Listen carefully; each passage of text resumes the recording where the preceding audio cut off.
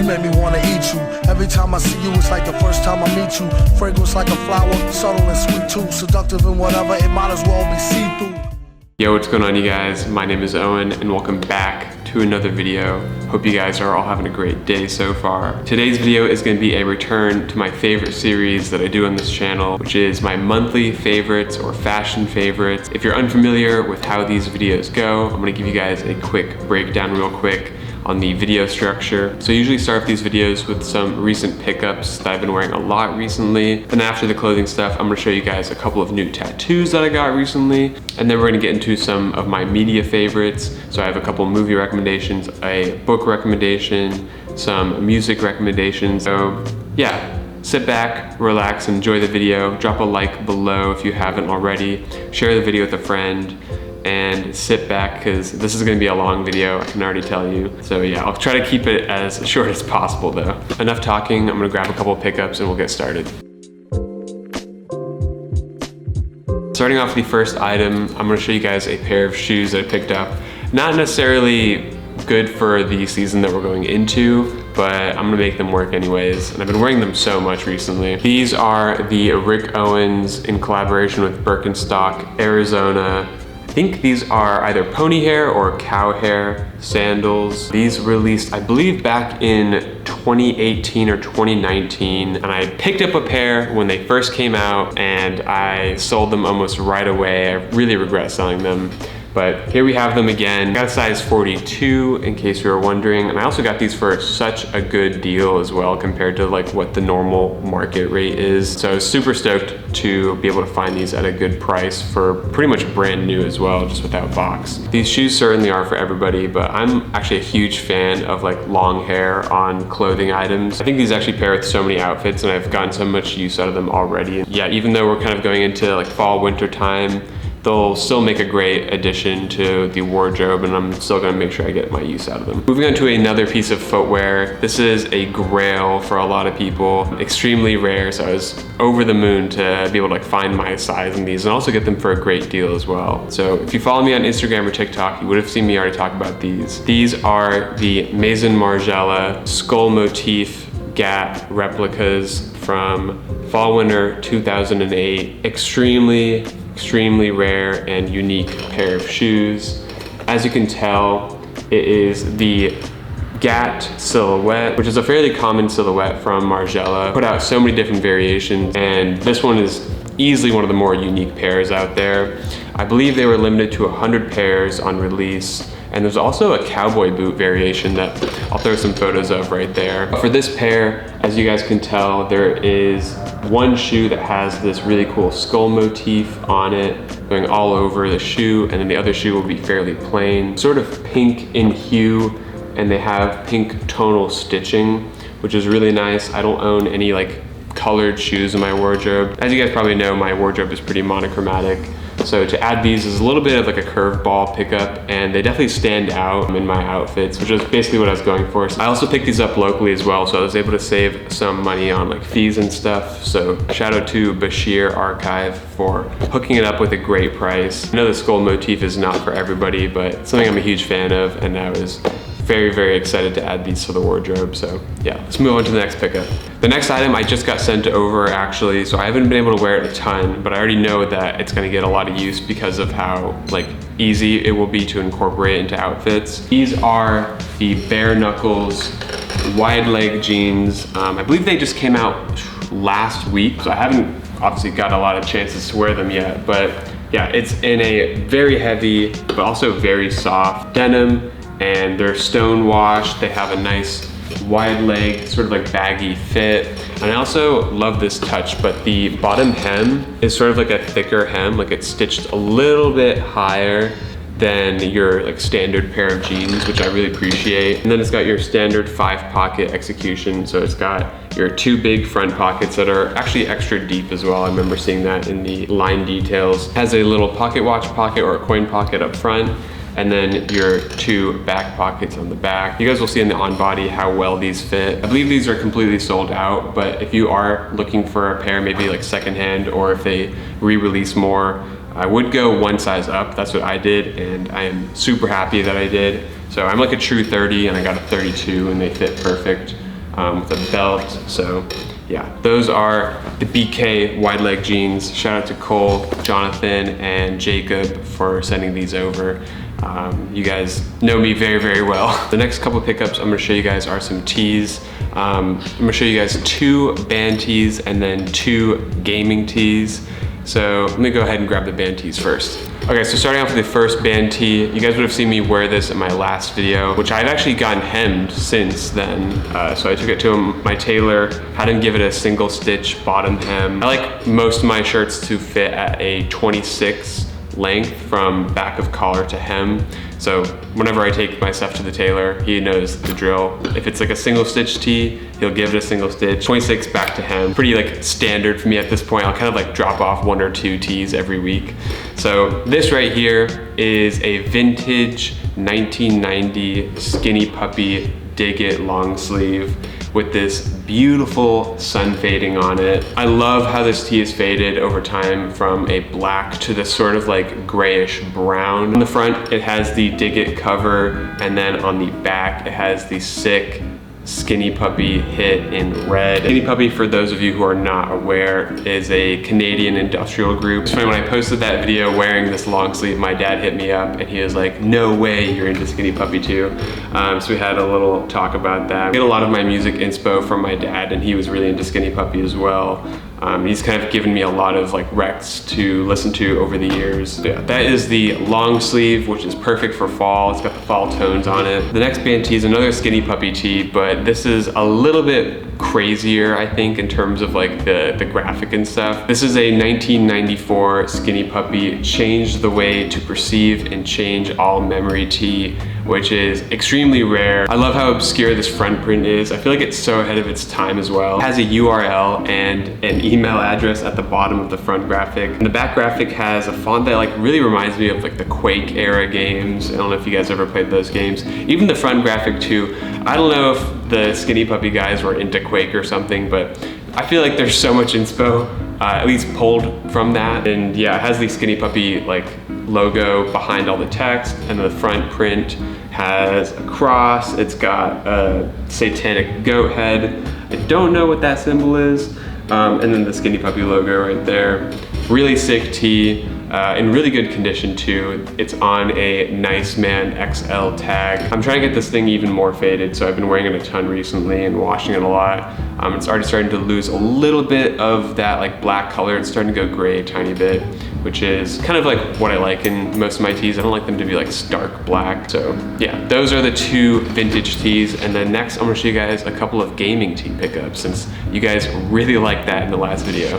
All right, so if you haven't watched my last video yet, I highly recommend you do, because there's some gems in there for gaming tee pickups. Continuing off that, the next tee I wanna show you guys is nuts.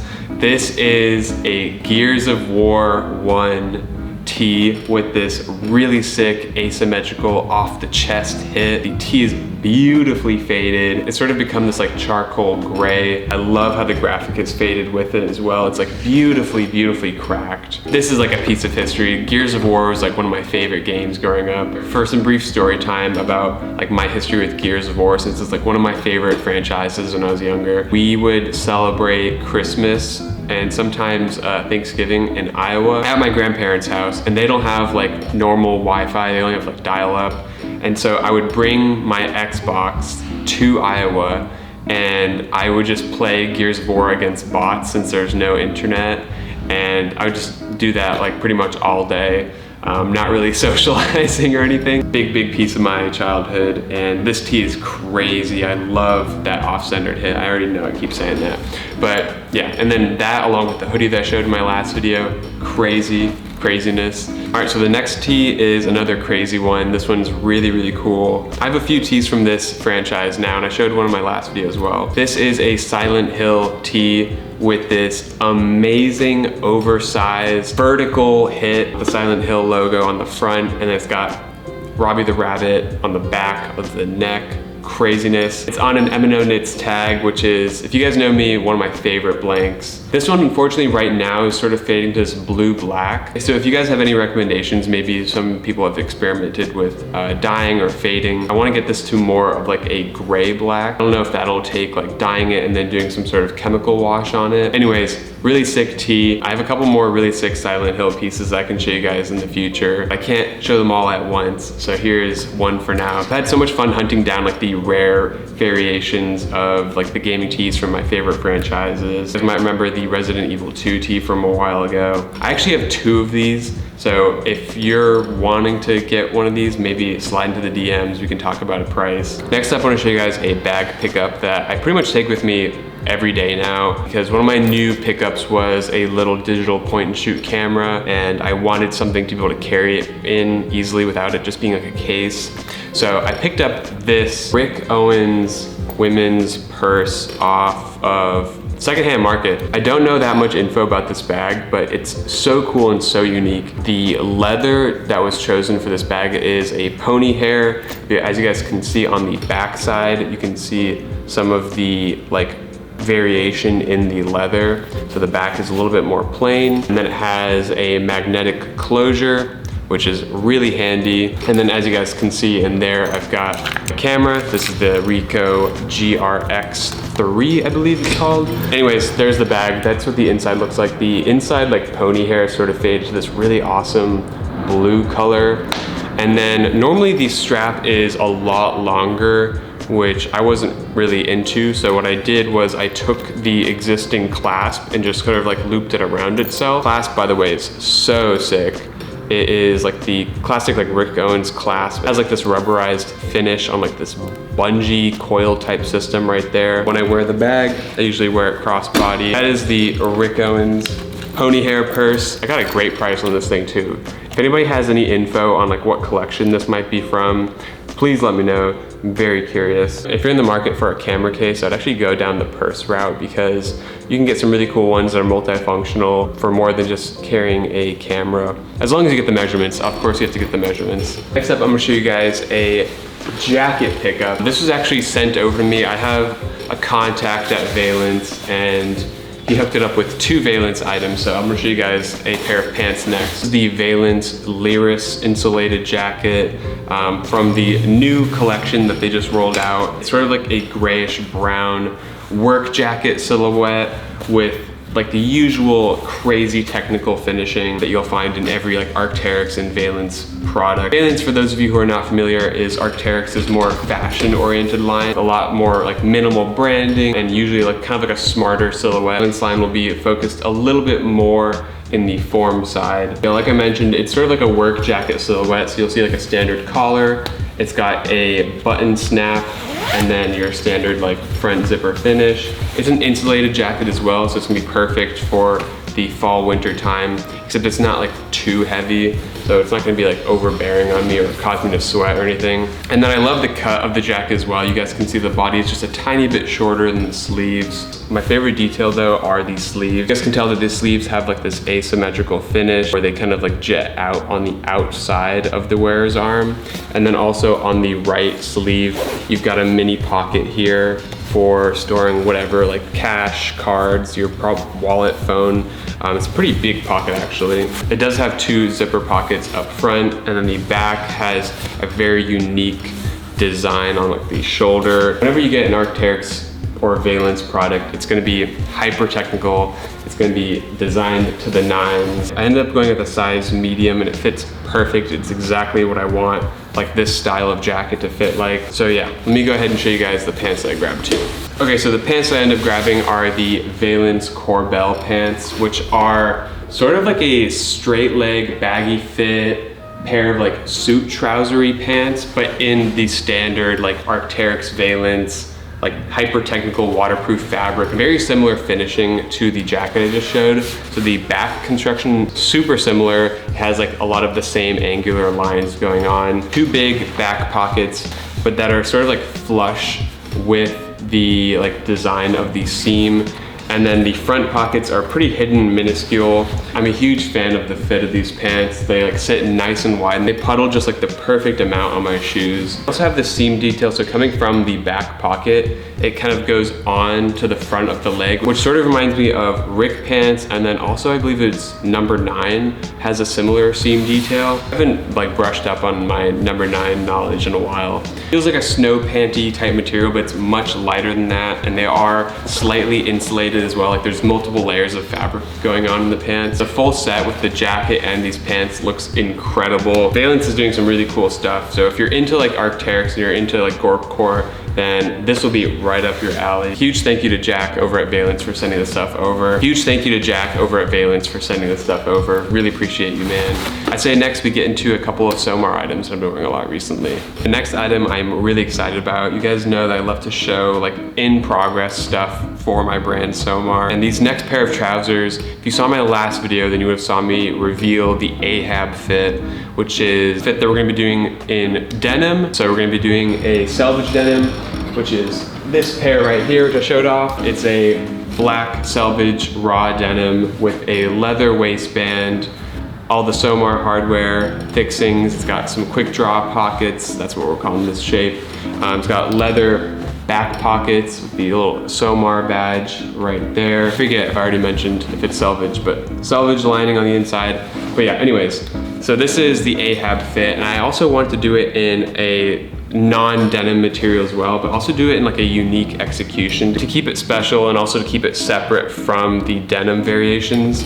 So we've done this version as well, which has some like different finishings as well. So it's not the exact same pair as the Ahab denim. So these are the Somar Ahab Moors trousers, which have the same fit as the Ahab denim, but we've done it in the G74 fabric, but with this really sick execution where the fabric is sort of like rolled over on itself and double stitched across, creating this really cool horizontal stripe textured effect that runs down the legs. This was a very, very hard execution to do. It takes a long time to make each pair, obviously, because there's a lot of extra work to do. That's what the backside looks like. It still has that effect running down. You can see it's already got some nice heel bite going on. This will eventually have 2 back pockets, but the back right pocket has the little Somar leather patch right there. And then it also has triple stitched out seams and in seams for like extra reinforcement. Hopefully I can get these out before the end of the year. There's like so many releases that are gonna happen before the end of the year, but I don't want to like drown everybody in Somar releases. I like want everything to be evenly spaced out and give everything like the attention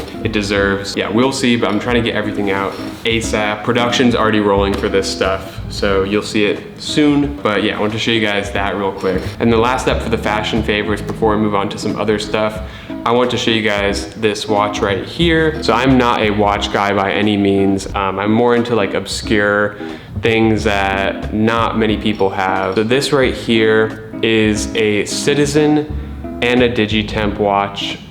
This was originally released in 1981, but this is a 2020 reproduction that they rolled out. This watch design had a lot of technological firsts, which I think is so cool. It's the first watch to have a fully automatic calendar. It's the first to measure heat, and it's also the first watch to have 2 programmable analog watches. The first being for hours and minutes, and then the second you can set up to be a seconds hand, an alarm, dual time, or a stopwatch. So it has a lot of functionality behind it. Right now, I mainly keep it for the seconds hand. The watch is in stainless steel and it has a really nice like low profile. I'm not a fan of most watches on my wrist because I have like really, really small wrists. So whatever I wear has to like be really, really small. It basically has to be like a bracelet. That's it for the Citizen and a Digitemp watch. I hope you guys appreciate a little obscure pickup. Now let's hop into some other non-fashion categories.